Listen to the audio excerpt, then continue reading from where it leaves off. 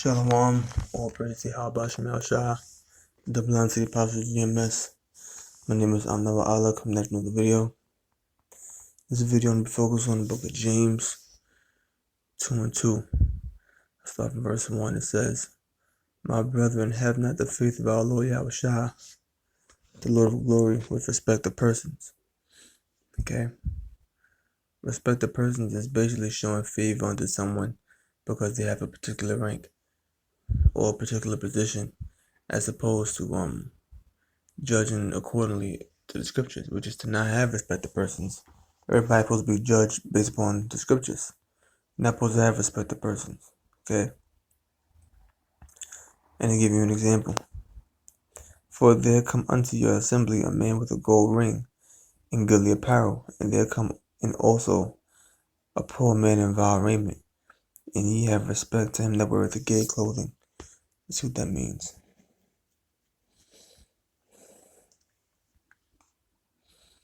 The word there in the Greek is lampros.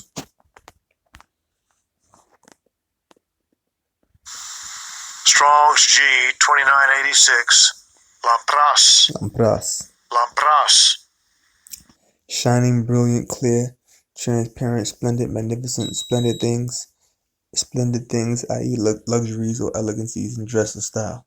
So it says the gay clothing means the splendid clothing, luxurious clothing. And say unto have ye and ye have respect to him that weareth the gay clothing, and say unto him, sit thou here in a good place, and say to the poor, stand thou there, or sit here under my footstool. That's respect the person. You show him respect. Go to respect the person.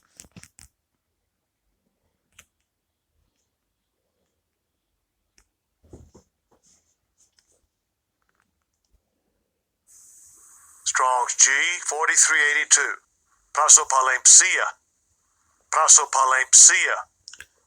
Prosopalampsia says, respect the person's partiality, the faults of one who, when called on to give judgment, have respect of the outward circumstances of man, and not to their intrinsic merits, and so prefers as the more worthy one who is rich, high-born, or powerful to another who does not have these qualities. In other words, they show favor to one who is powerful, or who is rich or high-born or of a higher rank, and one who is more worthy.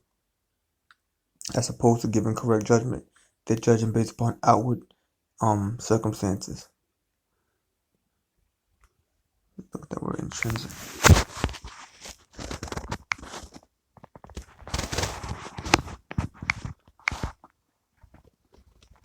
As opposed to intrinsic merits, naturally.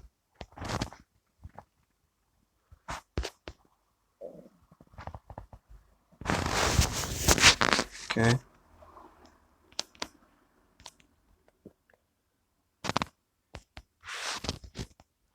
Intrinsic, interior. See, inner.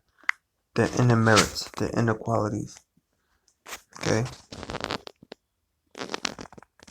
Go to that word merit real quick. That word there, intrinsic. It said merit in the etymology. Inner. In the etymology. See? Intrinsic merits. The quality of merit is the quality of being particularly good or worthy, especially so as to deserve praise or reward. So they're not judging based upon intrinsic merit, based upon inner qualities, inner goodness, so to speak, or inner righteousness, but rather an appearance of righteousness or a luxurious appearance. And that's what you do when you give a seat. If you read verse 3 again, and ye have respect to him that weareth the gay clothing, and say unto him, sit thou here in a good place, and say to the poor, stand thou there, or sit here under my footstool. Are you not then partial in yourselves and become judges of these thoughts? That's true, you become partial. Okay? Go to the word partial. Diacrino. Strong's G 1252. Diacrino. To separate, make a distinction, discriminate, to prefer. To separate oneself in a hostile spirit. To oppose, strive, or dispute, contend. So basically what it means is to separate, to make a distinction. Okay?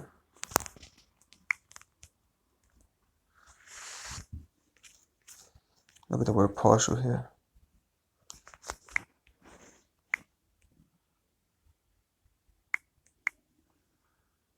Partial, existing only in part, incomplete. Favoring one side in a dispute above the other. Bias, see? It's being biased. That's what you're doing when you accept the man with the goodly apparel as opposed to the man with the vile apparel. You become partial. Verse 5. Hearken, my beloved brethren, have not the Most High chosen the poor of this world, rich in faith, and heirs of the kingdom, which he hath promised to them that love him. So the Most High chose the poor in this world, rich in faith. Those that are poor in physical wealth or material wealth, but are rich in faith. Now you're going to have some brothers that's going to be blessed with certain material wealth. Some brothers are going to have money, certain possessions. But those brothers got faith, so the Most High is dealing with them. But the Most High doesn't judge you based upon your material wealth. He judges you upon your faith. Okay? He's dealing with men that have faith, not men that have material wealth. In other words, you may have material wealth, but as long as you have faith, that's all that matters. Certain members given certain things. 1 Samuel 16:7. But Yahweh Shemel Shah said unto Samuel, look not on his countenance, or on the height of his stature. So when Samuel was going to anoint the new king of Israel, he saw all of David's brothers, and he saw how great they were. You know, saw how great his brothers were. You know, and he thought that by looking upon his brother, he said, surely this is the Lord's anointed. But the Most High, I'm not gonna read everything through the interest of time. Okay, but it says, but Yahweh Shemel Shah said unto Samuel, look not on his countenance, or on the height of his stature, because I have refused them. For the Lord seeth not as man seeth.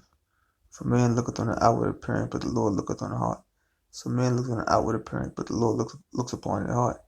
The Most High look at the physical. The Most High don't care how you look physically. It's all about the heart, all about the inward man. It's all about your spirit. That's how the Most High deals with you. Man sees on the outward appearance, but the Most High sees the spirit. Okay? He's not just on the outward appearance, man. That's how man judge, because man, by nature, men are carnal. That's why we have a constant war between the flesh and the spirit. We're prone to sin. Proverbs 20:7. The spirit of man is the candle of Yahweh Shemel Shah, searching all the inward parts of the belly. So the spirit of man is like a candle of the Lord. It's like a candle of the Lord.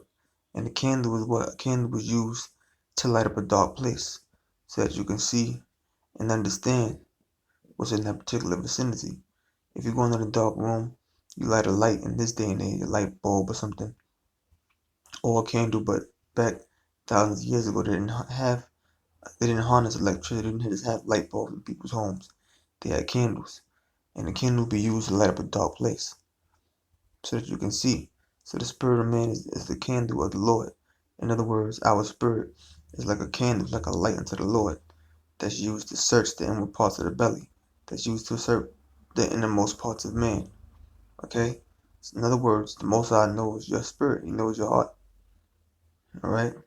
It's like a candle unto the Lord. Your spirit is like a candle unto the Lord, man. And the Lord searches the inward parts of the belly, meaning the inward parts of your mind.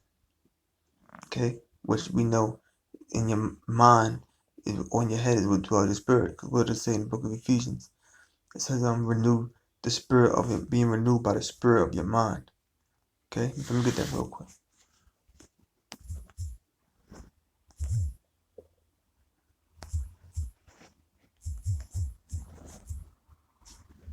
This is Ephesians chapter 4 verse 23. I'm going right to the point. And be renewed in the spirit of your mind. See that? So the spirit of man, like a candle of the Lord, searching the inward parts of the belly. Spirit of man, spirit of your mind. Your spirit is in your mind. in your head. So when it says searching the inward parts of the belly, means searching the inward parts of your mind, but it's where your spirit is located. So the Most High knows your heart. It ain't too much the heart that pumps blood in your chest. Talking about your mind. Where is your mind in your head? That's where your spirit is located. So the Most High knows our spirit, He knows our hearts. Further proof of that is Psalms 139:1. O Lord, O Yahweh Shema Shah, thou hast searched me and known me. Thou knowest my down sitting and my uprising, and thou understandest my thought afar off. So the Most High knows your down sitting and your uprisings. He knows all your movements, all your whereabouts. And He understands your thoughts afar off. He understands your thoughts before you think them, because He's the one putting the thoughts in your head. Thou compassest my path and my lying down, and art acquainted with all my ways. Acquainted means be familiar. So the Most High is familiar with all our ways. For there is not a word in my tongue, but lo, O Lord, thou knowest it altogether. He knows the words that you won't speak before you speak them. Thou hast beset me behind and before, and laid thine hand upon me. Such knowledge is too wonderful for me. It is high, I cannot attain unto it. Whither shall I go from thy spirit, or whither shall I flee from thy presence? If I ascend up into heaven, thou art there. If I make my bed in hell, behold, thou art there. So whether you go to the spirit world, whether you in the grave, the Most High is there. He's omnipresent and He's omniscient. Omnipresent means He's everywhere. Omniscient means He's all-knowing. And you have omnipotent, which means all-powerful. If I take the wings of the morning and dwell in the uttermost parts of the sea, even there shall thy hand lead me, and the right hand shall hold me. And with that, I'm gonna close, and I hope brothers learn something. And with that, I'm gonna say shalom.